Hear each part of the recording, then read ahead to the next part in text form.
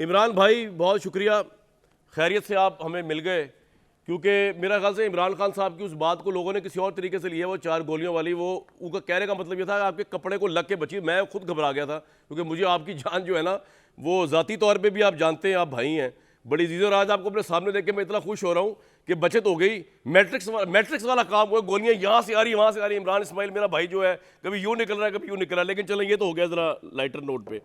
मेरे भाई ये घड़ियों वाला मामला, मोहम्मद शफीक जो है, ये किसी और शफीक को ना समझ लीजिएगा। मोहम्मद शफीक जो घड़ी वाला है, क्योंकि आप लोग इल्ज़ाम लगाने में देर नहीं लगाते इदारों पे, ये F7 का जो उसने डिनाई कर दिया आपका वो जो घड़ी का क्लेम है। तो ऑप्टिक्स में अगर इमरान खान ने करप्शन नहीं भी की घड़ियों को लेकर, ऑप्टिक्स में आपकी पोजीशन बड़ी कॉम्प्रोमाइज है कि यार ये घड़ियों का मामला क्या है। कभी बुशरा बीबी साहिबा करती फिर रही है उसको, कभी जुल्फी बुखारी साहब कर रहे हैं। आपका पूरा काम इसी पे लगा हुआ था पिछले 3.5 साल। कभी वो अख्तर, वो जो कौन है, मिर्जा साहब कर रहे होते थे काम धाम छोड़ के, मुबैना तौर पर सारे। जी सर। बहुत शुक्रिया शाहिद भाई।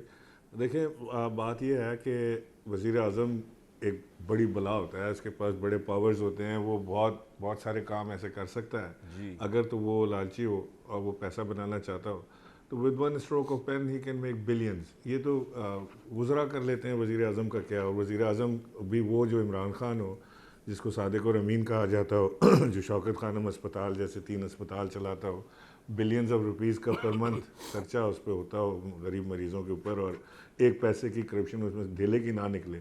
8 माह में इन्होंने कोई एक करप्शन नहीं निकाल सके। ये घड़ी का एक तोशा खाना नहीं, ये शोशा खाना है, तो शोशा खाना से लेकर आ गए और ये उसको चला रहे हैं। देखें ना, बात यह है कि 20% पैसे वैल्यूएशन के बाद दे के कोई आप चीज़ वहाँ से ख़रीद सकते हैं। ठीक है। नवाज शरीफ साहब ने वहाँ से 3 BMW। अच्छा इमरान भाई, मैं आपसे ये मौजूद जो है ना मेरे लिए बड़ा बोरिंग है। मैं से आगे चलो आप सवाल पूछूं जरा, ये बड़ा बोरिंग मौजूद है, इसको आप संभाल लीजिएगा।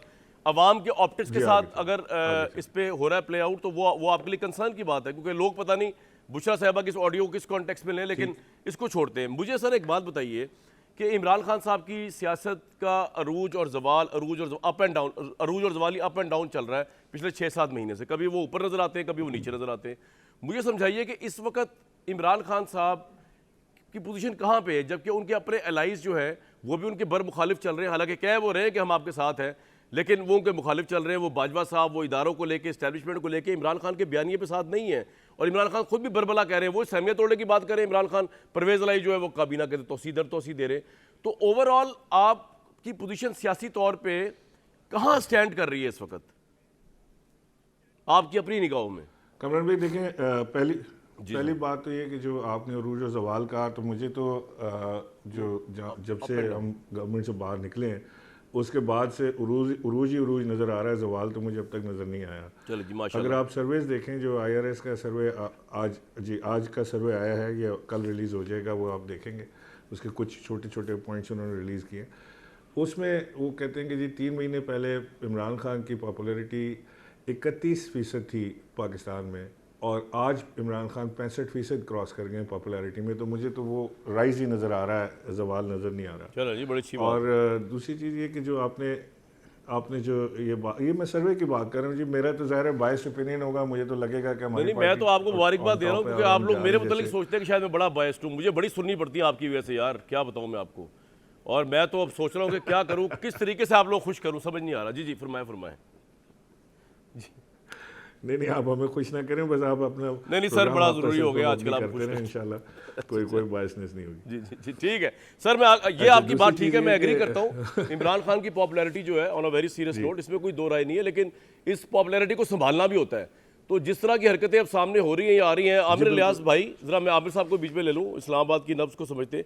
सर ये जो आज की ऑडियो आई है, मैंने इस पर एक बड़ी मुहिम सी बात की, लेकिन शायद आपको मैं समझा पा गया, बाकियों को नहीं। मैंने कहा इसकी टाइमिंग बड़ी गजब की है। आप किस तरह देखते हैं इसको?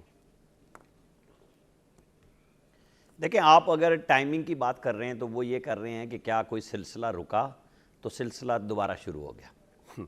और जहाँ तक ये बात कही जाती है बहुत अच्छा PTI की तरफ से कि जी देखें, अच्छा जी, प्राइम मिनिस्टर जो हैं वो बिल्कुल चाहें तो अरबों रुपए कमा सकते हैं, हम उनके किसी उस पर नहीं जाते।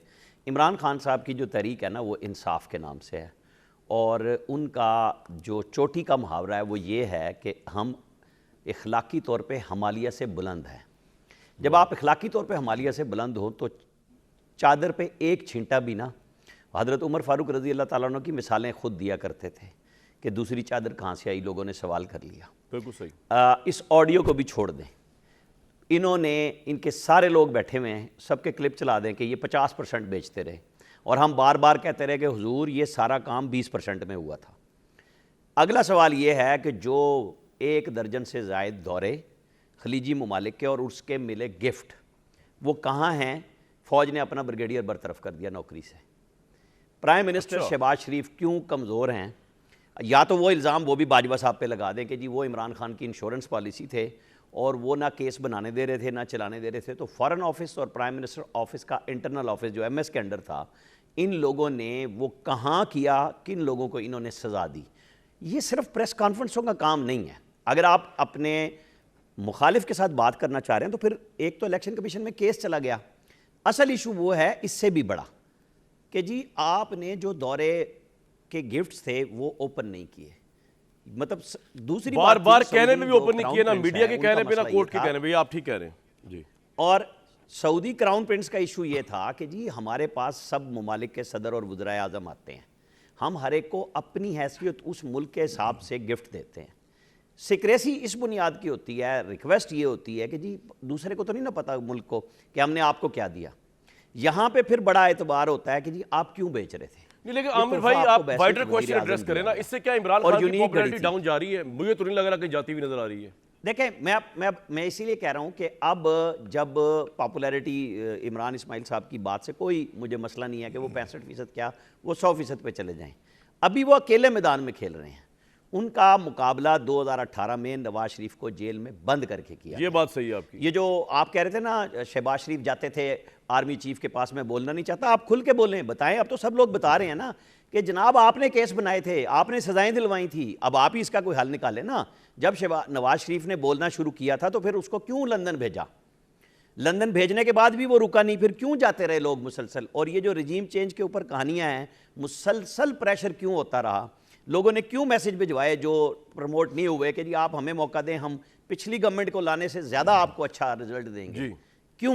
क्योंकि ये सारा काम उनके पास फैब्रिकेट लेकिन हुआ। आपको अब लगता आज है अगर आमिर भाई, आपको बात भी लगता है कि करते हैं, सारा मामला दरियाओं का न्यूट्रल रुख मोड़ने पे अब ये जो सारा मामला न्यूट्रल तो हो गया है नहीं, कि कोई नहीं हुआ? न्यूट्रलिटी नहीं होती पाकिस्तान में, कोई न्यूट्रलिटी नहीं होती, ना होगी, ये आप जहन में रखिएगा।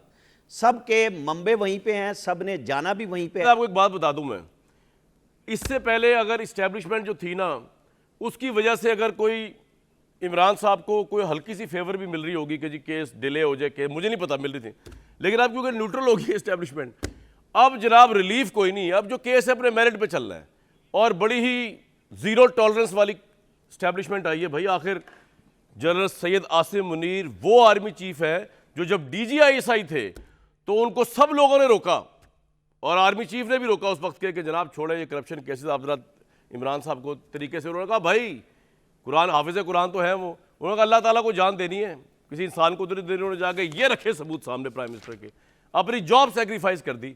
तो ये है एस्टेब्लिशमेंट इस वक्त। तो जिसने करप्शन की है वो अगर फौज कुछ ना भी करे, आर्मी चीफ खुद कुछ ना भी करें, तो ये रेस्ट एश्योर्ड कि केसेस अब मेरिट पे चलेंगे और मेरिट की बरक रफ्तार पे चलेंगे।